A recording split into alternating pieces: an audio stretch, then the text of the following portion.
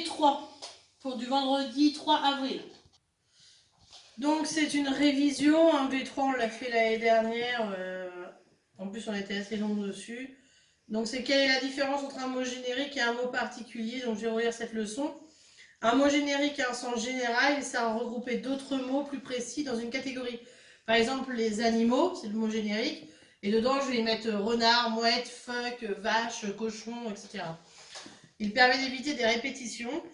Le père de Pani chasse des ours et des phoques, il se nourrit de la chair de ces animaux. Donc au lieu d'écrire ours et phoque, on va écrire animaux. Ça me permet d'éviter les répétitions. Les mots les plus précis s'appellent des mots particuliers. Donc renard, mouette, phoque sont des mots particuliers, alors que animal, c'est un mot général.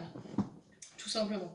Un mot particulier peut appartenir à plusieurs catégories ou mots génériques. Le lièvre, c'est un être vivant, un animal, un mammifère, un rongeur, un herbivore. Donc il peut être dans plein de mots généraux.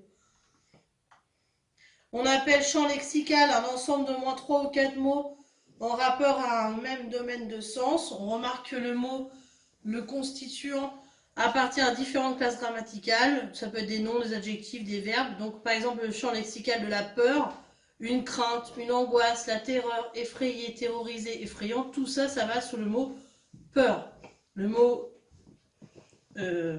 général, c'est peur, alors que chaque mot particulier, une crainte, une angoisse, une terreur, effrayé, terrorisé, effrayant, on va les mettre dedans. Donc tous ces mots particuliers peuvent appartenir à une même famille, avion, aviation, aviateur. Ça peut être des synonymes, avion, appareil, aéroplane, ou ça peut être proche du sujet, par exemple la piste, le pilote. Ainsi, pour avoir le champ lexical de l'aviation, si je regroupe tous les mots de la famille, les synonymes, les proches du sujet, dans le champ lexical de l'aviation, je pourrais mettre avion, aviation, aviateur, appareil, aéroplane, piste, pilote, aile, kérosène, enfin je peux mettre tout ce qui a rapport avec l'avion. Donc voilà pour les mots que l'on va utiliser. Le champ lexical, c'est tout ce que l'on peut regrouper sous une même appellation. Le mot principal, c'est le mot qui va regrouper tout un domaine de sens. Et donc les mots particuliers, c'est le mot que l'on va mettre à l'intérieur des champs lexicaux. Voilà pour V3, c'est un rappel, hein, puisque tout ça on l'a déjà fait en long, en large et en travers l'année dernière. Donc quelle est la différence entre un mot particulier et un mot générique? Premier exercice, trouver à quel champ lexical appartiennent chacune des listes. Donc accordéon, flûte, saxophone, violon, piano, tout ça c'est quoi? Dindon, poule, canard, oie, faisan, tout ça c'est quoi? Marteau, pince, tournevis, équerre, lime, tout ça c'est quoi? Manteau, veste, pull, pantalon, robe, c'est quoi? Et semer, planter, arroser, bêcher, tailler, c'est quoi? Ensuite, relever l'intrus qui s'est glissé dans chacun des champs lexicaux. Donc là-dedans, il y en a un qui est carrément pas bon. Bottes, sandales, mocassins, pantoufles, jogging. Qu'est-ce qui n'a rien à voir avec les autres? Pendule, montre, réveil, sonnette, horloge. Jambon, saucisson, tarte, pâté, rillette. Navigation, compas, gouvernail, carte et robot, et cacahuètes, sel, poivre, cumin et cannelle. Ensuite, j'ai mis tout un tas de mots, et moi je veux que vous n'écriviez que ceux qui ont rapport avec la route. Les autres, ils ont rapport avec les avions, donc ça ne fonctionne pas. Moi je veux que ceux de la route.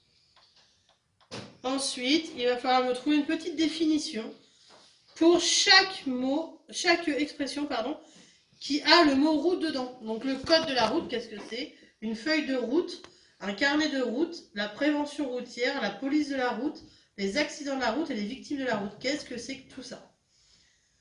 Voilà, donc vous faites les exercices et puis moi forcément je corrige. Donc pour le premier, accordéon, flûte, saxophone, violon, piano, ce sont des instruments de musique. Le dindon, la poule, le canard, l'oie, le faisan, c'était des oiseaux, les oiseaux même de la basse-cour pour être plus précis. Marteau, pince, tournevis, équerre et lime, ce sont des outils. Manteau, veste, pull, pantalon, robe, ce sont des vêtements, des habits, ça marche. Semer, planter, arroser, bêcher, tailler, ça fait partie du jardinage. Ensuite, on cherchait les intrus. Donc ici, ce sera le jogging, rien à voir, les autres c'était des chaussures. Hein. Pendule, montre, réveil, sonnette, horloge, ça donnait l'heure sauf la sonnette. Jambon, saucisson, tarte, pâté, rillette, tout ça c'est de la viande sauf la tarte. Navigation, compas, gouvernail, carte et robot, tout ça pour se diriger Le robot, bah, il sert à rien là-dedans. Cacahuètes, sel, poivre, cumin et cannelle sont des épices, sauf la cacahuète. Ensuite, pour la route, donc il y avait des intrus, mais il y avait énormément de choses sur la route. Donc la chaussée, le bas-côté, la voie, le poids lourd, la signalisation, les glissières de sécurité sur l'autoroute. Le bitume, c'est la route. Le refuge, c'est sur l'autoroute quand il y a le téléphone, quand on a un problème sur l'autoroute, ça s'appelle un refuge. Le stationnement, c'est quand on se gare. L'aire de repos sur les autoroutes. La station-service pour prendre de l'essence. Le lacet, c'est des virages. Le code de la route pour apprendre à conduire. La rue, l'avenue, le rond-point et les passagers de la voiture. Donc passagers, ça fonctionnait et pour la voiture et pour l'avion. Mais comme ça fonctionne pour la route, on peut le mettre dedans. Ensuite, le code de la route, c'est donc ce qu'il faut savoir pour conduire. Une feuille de route, c'est le tracé d'un itinéraire pour aller d'un endroit A à un endroit B. Bien sûr, maintenant avec le GPS, il y a beaucoup moins de feuilles de route, vous en voyez beaucoup moins de faits. Un carnet de route, c'est le compte-rendu d'un voyage. Si je pars en vacances, eh bien, je peux faire un petit carnet de route où je vais écrire ce que je fais, les routes que j'emprunte et ce que j'ai fait sur ces routes.